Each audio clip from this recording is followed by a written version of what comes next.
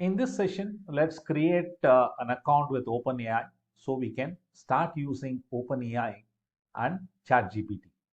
Uh, you need to come to openai.com, scroll down to the bottom of the page. You see the option login.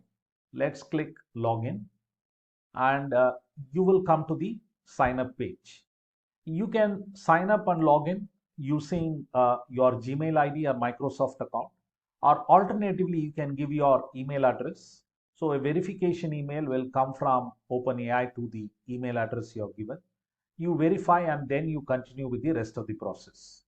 You can also type openai.com/login. It will bring you to this page directly. Let us continue with the Google option, and I need to provide my Gmail ID. Once you are logged into your browser, this will appear automatically. Otherwise, you have to enter the details and password. Okay. After this, you have to provide your mobile number so that you get the verification code to complete the process. You can get the code either via SMS or via WhatsApp. I'm going to choose WhatsApp. Okay. So I get the code in my WhatsApp. It's a 6-digit code, and you enter this code in OpenAI login page and the process is complete.